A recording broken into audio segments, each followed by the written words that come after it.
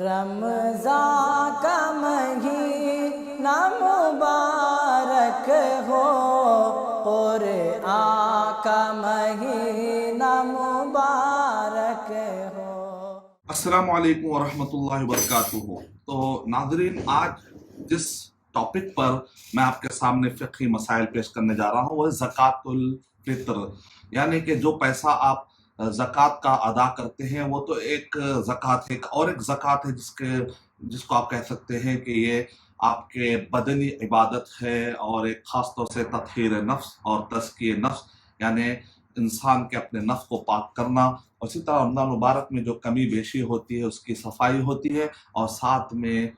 ایک مسکینوں کے کھانے کا انتظام ہو جاتا ہے تاکہ عید کے دن کوئی بھوکا نہ رہے۔ اور اس طریقے سے اللہ سبحانہ و تعالیٰ نے سارے انسانوں کا خیال کر دیا، شریعت میں رحم پایا جاتا ہے۔ اس شریعت کے ذریعے سے اللہ سبحانہ و تعالیٰ مالداروں پر ایک ذمہ داری دیتے ہیں کہ وہ قوم کے کمزوروں کا خیال رکھیں، تو اس کا ہمیں بھی خیال رکھنا چاہیے۔ اور آئیے دیکھتے ہیں اس کے ضمن میں کیا کیا مسائل ہیں۔ زکوٰۃ الفطر نمبر 1، اس کی حکمت کیا ہے؟ تو اس کے بارے میں یہ ہے کہ یہ تطہیر اور تزکیہ نفس کا ذریعہ ہے، طہارت اور پاکی کا ذریعہ ہے۔ دوسرا یہ ہے کہ طعمۃ للمساکین، اور مسکینوں کو کھانا انتظام کرنا، عید کے دن مسکینوں کے لیے کھانے کے انتظام کرنے کا ذریعہ ہے۔ اس کا حکم کیا ہے؟ شرعی فقہی اعتبار سے اس کا حکم کیا ہے؟ تو اس کا حکم فرض عین ہے، یعنی ہر ایک پر جیسے نماز فرض ہے ویسے یہ فرض عین ہے، لیکن اس کے کچھ شرطیں ہیں۔ نمبر 1 یہ ہے کہ یہ الاسلام مسلم، یعنی کہ یہ مسلم سے لیا جاتا ہے اور مسلم کو دیا جاتا ہے، تو مسلم پر فرض ہے۔ دوسرا یہ ہے کہ وہ طاقت ہونی چاہیے، کیونکہ ایک سوال یہ اٹھتا ہے کہ ایک غریب ہے جس کے پاس اگر کھانے پینے کے لیے اتنا ہی ہے کہ اب وہ کھا سکتا ہے اور بچوں کو کھلا سکتا ہے، تو ظاہر بات ہے ویسا آدمی تو اب دے نہیں سکتا۔ تو ایسے وقت پر کہتے ہیں علماء کرام کہتے ہیں کہ اس کے اوپر ضروری نہیں ہے، اس کے اوپر واجب نہیں ہے، کیونکہ وہ طاقت نہیں ہے۔ دینا اس کے لیے ہے جس کے پاس دینے کے لیے کچھ ہو، جب اس کے پاس ہے ہی نہیں تو لہذا وہ واجب ساقط ہو جاتا ہے، جیسا کہ کہا جاتا ہے کہ وَلَيْسَ وَاجِبٌ بِلَا اقْتِدَارٍ وَلَا مُحَرَّمٌ مَعَ اضْطِرَارٍ۔ شیخ سعدی رحمۃ اللہ علیہ نے اپنے منظومہ فقہیہ کے اندر انہوں نے قاعدہ بیان کیا کہ کوئی چیز واجب نہیں ہوتی اگر آدمی کے پاس طاقت ہی نہ ہو، اور اسی طریقے سے حرام چیز نہیں ہوتی ہے جب وہ مجبوری میں کیٹیگری میں آ جاتا ہے، تو پھر وہ کوئی چیز حرام نہیں ہوتی، یعنی مطلب یہ کہ اس کے لیے وہ چیز جائز ہو جاتی ہے، جیسا کہ مجبوری میں خنزیر کی اجازت دی گئی ہے۔ تو اس لحاظ سے قدرت شرط لگا دیا القادر، کہ وہ طاقتور ہو، تو ظاہر بات ہے مسئلہ ہی حل ہو گیا۔ تیسرا یہ ہے کہ وہ آزاد ہو چاہے غلام ہو، اس کو نکالنا چاہیے، اگرچہ کہ بعض فقہا کی رائے ہے کہ غلام پر نہیں، کیونکہ وہ خود کسی چیز کا مالک ہی نہیں ہے تو کیسے نکالے گا، لیکن اگر اس کے پاس اتنا استطاعت ہو کہ وہ اپنا نکال سکتا ہے، تو یہ قدیم زمانے کے وہ مسائل ہیں جہاں پر ایک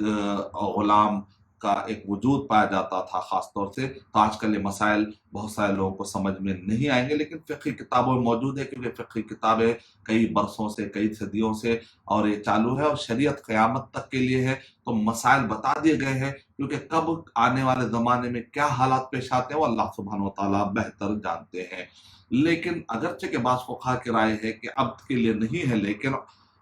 راجح مسئلہ یہی ہے کہ اللہ کے نبی صلی اللہ علیہ وسلم نے واضح طور پہ کہہ دیا کہ چاہے وہ عبد ہو چاہے وہ آزاد ہو، سب پر زکوٰۃ الفطر پڑے گی، یعنی کہ گھر کے اندر اگر افراد ہوں اور اسی طریقے سے اس مالک کی نگرانی میں کوئی عبد ہو، مملوک ہو، تو مالک اپنے اس مملوک کی طرف سے اس غلام کی طرف سے بھی نکال دے گا، جیسے ایک بچے کو پالتے اسی طرح وہ مالک نکال دے گا اگر وہ خود نہیں نکالتا ہے۔ ٹھیک ہے،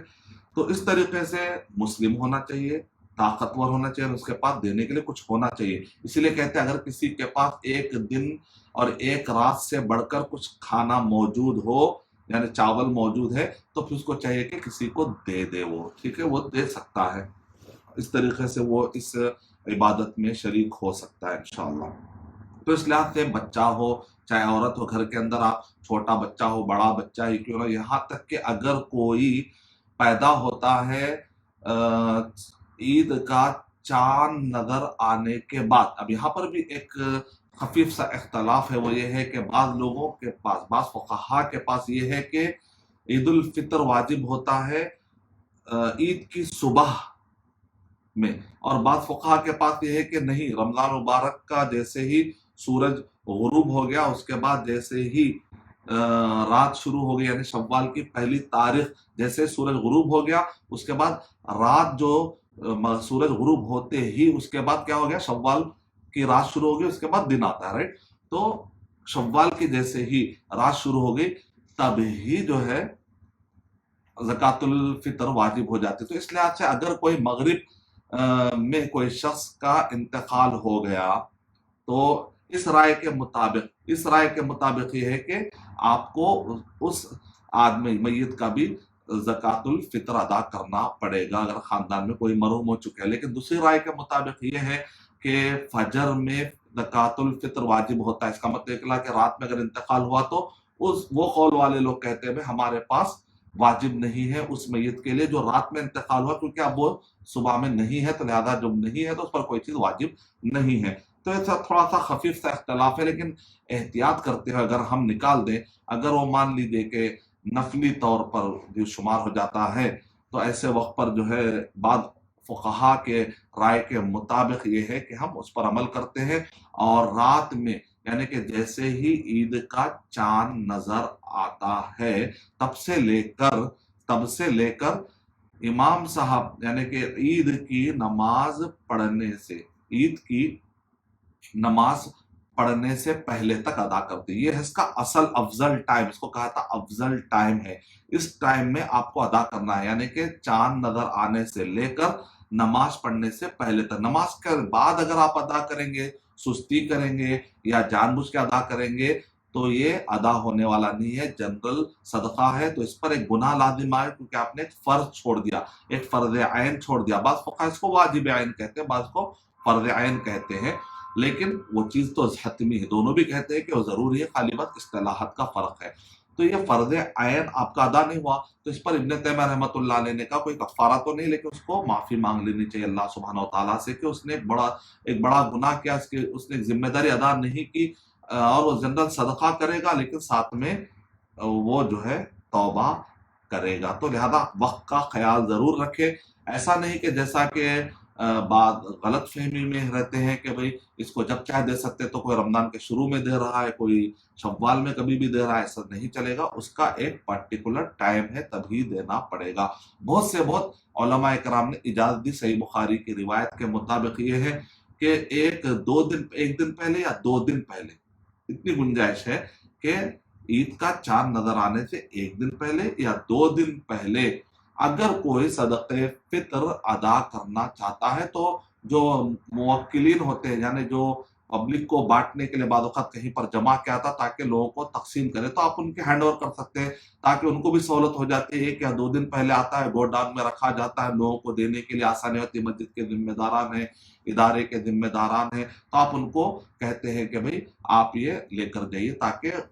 गरीबों को बुलाकर देने में आसानी हो या उन तक पहुंचाने में आसानी हो जाए। तो 1 या 2 दिन के लिए गुंजाइश मिलती है, क्योंकि इस तरीके से खुलफा राशिदीन के दौर में सहूलत के लिए उमर बिन अब्दुल अज़ीज़ रहमतुल्लाह अलैह और दीगर खुलफा इस पर अमल करते थे कि 1 या 2 दिन पहले जमा करते ताकि गरीबों को तकसीम करने में आसानी हो जाए। तो इस हद तक सही बुखारी के अंदर रिवायात मिलती हैं, उससे उलमा इकराम ने कहा कि इतनी गुंजाइश है। तो इसका मतलब ये निकला कि आपको शर्तें भी मालूम होनी चाहिए और किस पर वाजिब है वो भी मालूम होना चाहिए। यहाँ तक कि अब एक बच्चा पैदा हुआ, यानी किस पर वाजिब है, जब ये बात चल रही है तो एक बच्चा पैदा हुआ, मान लीजिए कि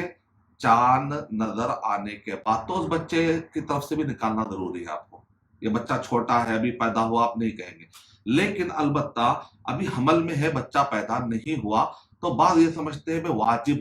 वाजिब है हमल की तरफ से भी निकाल देना। तो बात ऐसी नहीं है। हमल अगर है तो चूंकि अभी दुनिया में उसका वजूद नहीं आया है, बच्चा पैदा नहीं हुआ, तो लिहाजा सदक़े फितर हमल पर वाजिब नहीं है। अलबत्ता उस्मान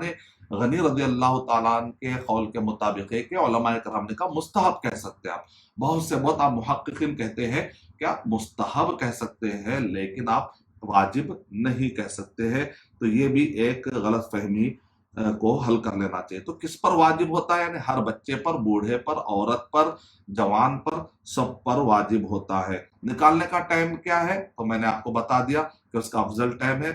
चांद, ईद का चांद नजर आने से लेके नमाज को जाने से पहले तक, और जायज टाइम यह है कि 1 या 2 दिन पहले आप निकाल सकते हैं। मिकदार क्या है, क्या चीजें, कितना निकालना पड़ेगा, तो उसको आसानी से समझाने के लिए कहते हैं कि अगर आप गेहूं या चावल निकाल रहे हैं तो आप जो है ना ऐसा हाथ बना लीजिए और इसको फुल कीजिए चावल को। 1 2 3 4, इसको कहते हैं कि हफना, यानी कि 2 हाथों को मिलाकर उसको भर कर लेकर एक मुअतदिल ऐसे जो मिला देते हैं इसको कहते हैं मुद, यानी कि 4 मुद, 1 2 3 और 4, इसको कहते हैं सा। तो अगर इसका एग्जैक्ट हिसाब लगाने की भी कोशिश की है तो कहीं ना कहीं जो है ना माप और बाज चीजों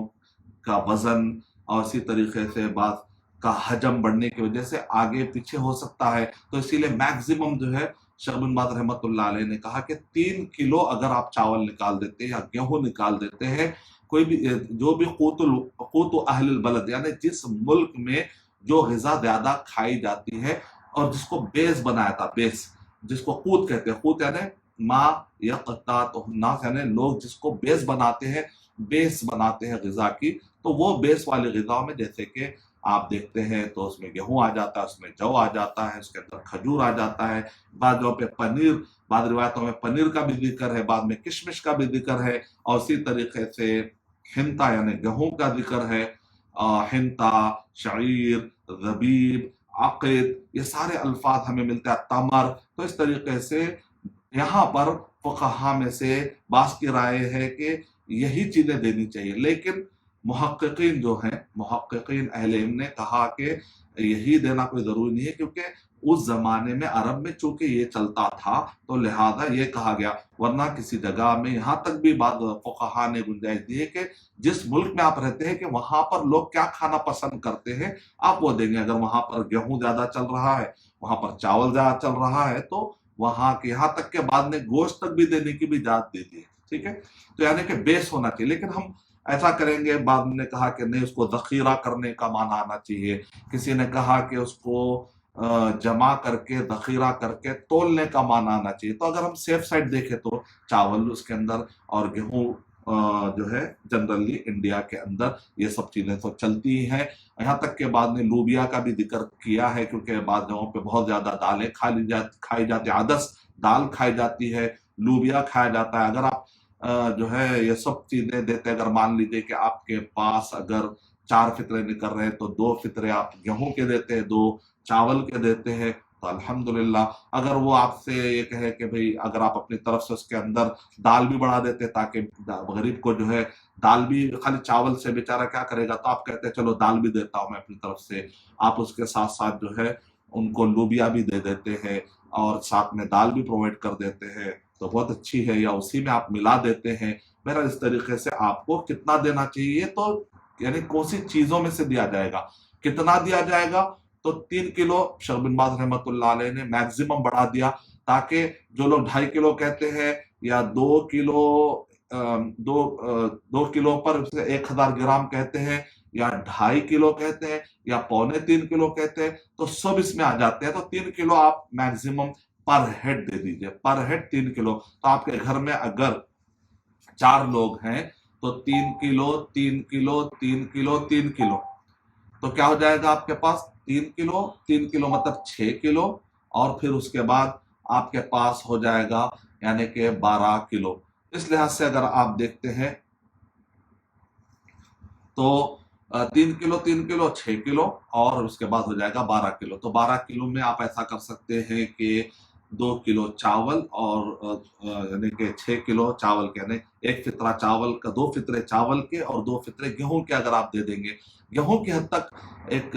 हदीस है जिसको ऑथेंटिक कहा है और जिक्र किया अपनी किताबों में, खासतौर से अगर आप हवाला उसका डिटेल में जानना चाहते हैं तो सिफतु सौम रमजान शेख सलीम अल हिलाली की बुक है, उसके अंदर भी हवाला मिल जाएगा आपको कि गेहूं की हद तक इजाजत है कि आप हाफ अगर फितरा भी दे, यानी कि मान लीजिए अगर आप 3 किलो के हिसाब से अगर आप 1.5 किलो भी दें तो गेहूं की हद तक 1.5 किलो भी दे तो जायज है, यानी कि हाफ फितरा भी अगर आप देते हैं खाली इस हद तक, बाकी के सब चीजों में हाफ फितरा नहीं चलेगा। तो इसीलिए बाद जगह पे आप गलत फहमी में देखते हैं कि बाद लोग कहते हैं भाई 3 किलो नहीं 1.5 किलो ही, असल तो 1.5 किलो सिर्फ गेहूं की हद तक है, आप बता दीजिए। तो कितना देना है पता चल गया आपको, और किन किन चीजों में से आप दे सकते हैं। तो जरूरी नहीं है कि वही चीजें जो हदीस में आई है उसी में से देना जरूरी नहीं है, आप के एरिया में जो भी ग़िज़ा खाई जाती है आप उसमें से भी दे सकते हैं। और बाद लोग जो है पैसे की शक्ल में देना चाहते हैं, तो बेहतर ये है कि पैसे की शक्ल में ना दे बल्कि आप अनाज की शक्ल में दे। बाद लोग कहते हैं कि भाई अनाज लेने वाले मिलते नहीं है, तो शेख सालेह फौजान ने यहाँ तक सख्ती से फतवा देते हुए कहा कि फिर ऐसा आदमी तो मोहताज ही नहीं, ऐसा आदमी तो जरूरतमंद है ही नहीं, तो फिर इसको नहीं देना चाहिए जो आदमी लेना तैयार नहीं है। तो इसका मतलब हमको मैक्सिमम पहले कोशिश करनी चाहिए। हाँ, अगर आप किसी दूसरे मुल्क में रहते हैं तो आप पैसे भिजाते हैं एक ऐसे अमानतदार को कि भाई वो खरीद कर फिर अनाज की शक्ल में देगा, तो इस हद तक गुंजाइश है। लेकिन आप कीमत ही जो है ना देना चाह रहे हो, तो फिर ये कीमत की जो है ना कोई वाज़ेह दलील नहीं है, बस बहुत से बहुत ये कि सहूलत है, लोग जो है ना अपनी तरफ से कुछ मशवरे की ज़बान में बात कर रहे हैं, तो उनका अपना मशवरा है और मशवरा कबूल भी किया सकता है और रद्द भी किया सकता है, लेकिन शरीयत जो है वो अटल रहेगी, ये आप जहन में रखिए।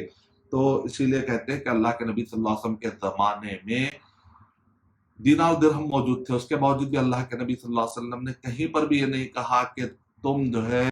कीमत भी दे सकते हो। तो इसका मतलब निकला कि जैसा उसूल फिक़्ह का मशहूर क़ायदा है ताख़ीरुल बयान अन वक़्तिल हाजा ला यजूज़, के वक्त पर अल्लाह के नबी सल्लल्लाहु अलैहि वसल्लम कोई चीज़ मौजूद हो और आपने रहनुमाई नहीं की, ऐसा नहीं हो सकता। और इसी तरीके से अल अस्लु फ़िल इबादति अल मन्उ, इबादत की असल क्या है कि मना है, जब तक के दलील ना जाए आप अपनी तरफ से कुछ भी उसमें हस्फ़ व इज़ाफ़ा नहीं कर सकता। ये इबादत उमूर इबादत जो तौक़ीफ़िया है, तो इसका आपको ख्याल रखना चाहिए।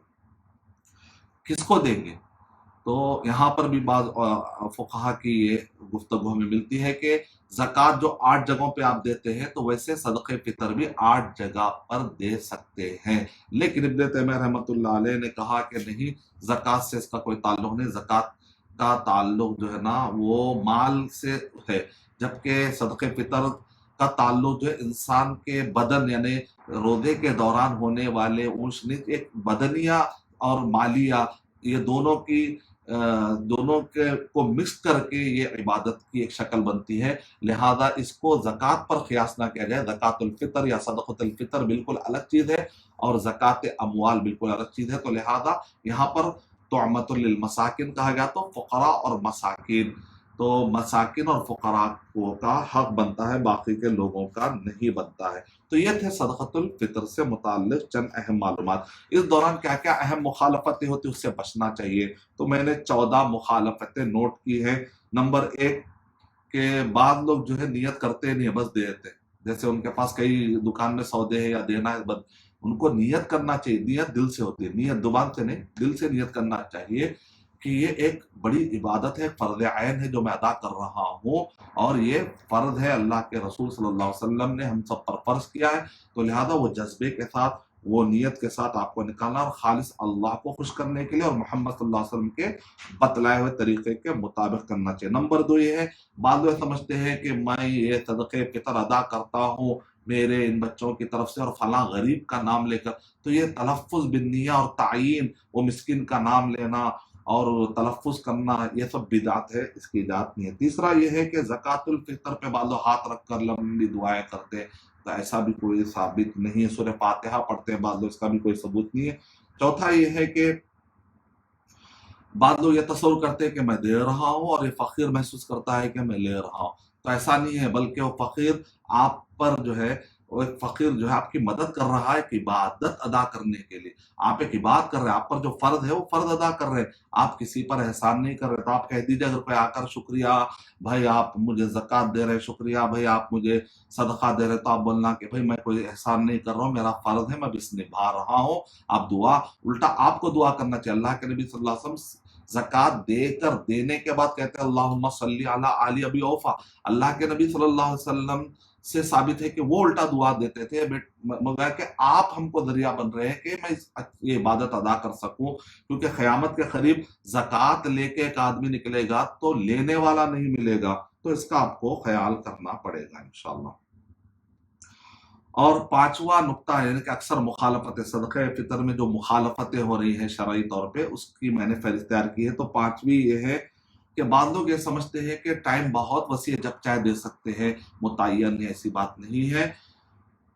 آپ کو میں نے کہہ دیا کہ اس کا پرٹیکولر ٹائم ہے، تبھی ادا کرنا پڑے گا۔ ایسا نہیں کہ رمضان میں کبھی بھی دے رہے ہیں آپ یا شوال میں کبھی بھی دے رہے ہیں، ایسی بات نہیں۔ پرٹیکولر ٹائم ہے، عید کا چاند نظر آنے سے لے کر امام صاحب نے خود آپ نماز سے فارغ ہونے سے پہلے، عید کی نماز پڑھنے سے پہلے تک، اتنے ٹائم میں افضل ہے، 1 یا 2 دن پہلے جائز ہے۔ چھٹواں پوائنٹ یہ ہے کہ بعض لوگ جو غریب ہے یا نہیں ہے دیکھتے نہیں، جا کر دیتے، ہو سکتا ہے اس آدمی کو ضرورت ہی نہ ہو، تو اس لیے کوشش کرے کہ کوئی مستحق اگر ہو اس کو تلاش کرے۔ نمبر 7 یہ ہے کہ بعض لوگ سمجھتے ہیں کہ حمل میں اگر بچہ ہے تو اس پر واجب ہے، ورنہ بچہ جو ہے نا کیسا پیدا ہوگا، یہ سب خرافات ہے، ایسی بات نہیں۔ اللہ نے جو چیز واجب نہیں کہ ہم اپنی طرف سے واجب کا اعلان نہ کرے۔ تو جنین پر یعنی حمل پر واجب نہیں، مستحب ہے۔ عثمان غنی رضی اللہ تعالیٰ کے قول کے مطابق کوئی دینا چاہتا ہے تو الحمدللہ گنجائش ہے، جائز ہے۔ 8واں یہ ہے کہ بعض لوگ یہ سمجھتے ہیں کہ اگر مالک نصاب ہو تو ہی دینا ہے، یعنی جیسے زکوٰۃ کے اندر ہوتا ہے کہ نصاب کا مالک، اس میں ایسی بات نہیں ہے۔ ایک آدمی کے پاس اتنا زیادہ ہو کہ وہ دوسروں کو دے سکتا ہے تو بس وہ دے گا انشاءاللہ۔ بلکہ ایک حدیث بھی کوٹ کی علماء کرام نے کہ ایک آدمی کے پاس صبح اور شام کا کھانا موجود ہو تو بس وہ آدمی کے لیے اللہ نے بڑی نعمت رکھ دی ہے، تو اس سے بڑھ کر بھی اگر ہے تو اس کو دینا چاہیے۔ اس کو کہتے ہیں کہ عن ظہر غنا، یعنی اس کے اندر غنا کا معنی آ گیا، مستغنی ہو گیا، اس دن وہ مستغنی ہو گیا تو کسی اور کا خیال کر لے، عید کے دن دوسروں کا خیال کر لے۔ نقطہ نمبر 9 میں بتایا جا رہا ہے کہ بعض لوگ جو ہے موکل کو دیتے ہیں، بھائی جب چاہے تم جا کر دے دو، ایسا نہیں۔ اس کو بھی تاکید کرے کہ نماز پڑھنے سے پہلے بھائی میری ادا کر دینا۔ اکثر ہوتا ہے کہ ایک ملک میں آپ نماز پڑھ لیتے ہیں، دوسرے ملک والوں کو کہتے ہیں تو وہ لوگ دوسری جگہ ان کے پاس عید ایک دن کے بعد ہوتی ہے، تو پھر ایسا نہیں، اس سے پہلے ہی آپ ادا کرنے کی کوشش کریں۔ اور نقطہ اس کے بعد ہے 10واں پوائنٹ یہ ہے کہ کسی کے اوپر قرضہ ہے تو آدمی کہتا ہے میرے اوپر ہی قرض ہے، میں کہاں سے دوں؟ بھائی آپ کے پاس اگر قرضہ ہے آپ کے اوپر، لیکن وہ آدمی مثال کے طور پہ اگر آپ کے پاس مان لیجیے 100 روپے قرضہ ہے، اور اگر آپ وہ 100 روپے میں صدقہ فطر ادا کرنے کے لیے اناج خرید کے غریب کو دیں گے، لیکن یہ آدمی ٹھہرا ہوا کہہ رہا ہے کہ مجھے 100 روپے دو، اگر کوئی ایسا سر پہ ٹھہر چکا ہے اور آپ نے اس کو 100 روپے دے دیے ہیں تو ظاہر بات ہے اب آپ عاجز ہو گئے۔ اگر آپ کے استطاعت نہیں ہے تو پہلے میں نے بتا دیا طاقت نہیں ہے تو آپ کے اوپر واجب نہیں ہے۔ لیکن اگر آپ کا قرضے میں ابھی نہیں، وہ کہہ رہا ہے کبھی بھی دو، وہ آپ کو ڈھیل دے رہا ہے، اگلے سال یا اس کے بعد کبھی بھی وہ ڈھیل دے رہا ہے، اگر وہ آپ کو ڈھیل دے رہا ہے تو پھر آپ یہ نہیں کہہ سکتے کہ میرے اوپر قرضہ ہے، آپ کو صدقہ فطر ادا کرنا پڑے گا۔ 11واں نقطہ یہ ہے کہ ایک فطرہ میں آپ 3-4 غریب کو بھی دے سکتے ہیں، ضروری نہیں ہے کہ ایک ہی فطرے میں ایک غریب کو دینا، ایسی بات نہیں۔ اسی طریقے سے کئی فطرے، اگر آپ کو کوئی نہیں مل رہا، ایک ہی غریب مل رہا گھر، تو اس گھر میں ہی آپ پورے بھی فطرے دے سکتے ہیں۔ ایک کے لیے ایک ہی فطرہ ہے ایسی بات نہیں ہے، کیونکہ ایسی کوئی حد بندی قرآن اور صحیح حدیث میں نہیں ہے۔ 12واں نقطہ یہ ہے کہ قیمت میں دینا، پیسوں کی شکل میں دینا غلط ہے۔ آپ کو اگر بعض لوگ کہتے ہیں ارے بیچارہ غریب ہے، بھائی اس کو ہو سکتا ہے چپل کی ضرورت ہو، کپڑوں کی ضرورت ہے، تو اگر آپ کو ایسی ہمدردی ہے تو آپ ایسا کریے کہ اناج جو دے رہے ہیں اس کے ساتھ ساتھ کچھ پیسے بھی آپ اپنی طرف سے نفلی صدقے کی نیت سے آپ دے دیجئے، لیکن آپ جو آلریڈی عبادت ہے اس کو ڈسٹرب مت کیجیے، اپنے عقل یا اپنے سوچ کی وجہ سے جو موجود ہے اس کو ڈسٹرب مت کیجیے آپ۔ اور اسی طریقے سے 13واں نقطہ یہ ہے کہ عمدہ کوالٹی، جب غریب کو دیتے ہیں تو اکثر کیا کرتے ہیں، چلو وہ پرانا چاول دے دو یا وہ کیڑے پڑے ہوئے دے دو، ایسی بات نہیں ہے۔ عمدہ سے عمدہ دینا چاہیے، جو آپ کھاتے ہیں اس کا عمدہ سے عمدہ دینا چاہیے۔ اور نقطہ نمبر 14 یہ ہے کہ کئی لوگ جو ہے دیتے وقت پر دیکھتے نہیں ہیں، تو یہ مسلمان سے لیا جاتا ہے اور مسلم کو دیا جاتا ہے، تو ایسے وقت پر آپ جو مسلم نہیں ہے تو یہ ان کو آپ نہیں دے سکتے۔ آپ اگر ان کو دینا ہے تو جنرل آپ گفٹ دیجئے، जनरल सदका जो होता है वो नॉन मुस्लिम को आप दे सकते हैं। तो इस तरीके से 14 पॉइंट्स थे जो मैंने आपके सामने बयान किए सदक़तुल फितर पर। अगर इस पर कुछ सवाल है आपका तो आप जरूर बताइए। तो आइए देखते हैं नाज़रीन की तरफ से इस पर कुछ सवाल अगर है, नहीं तो फिर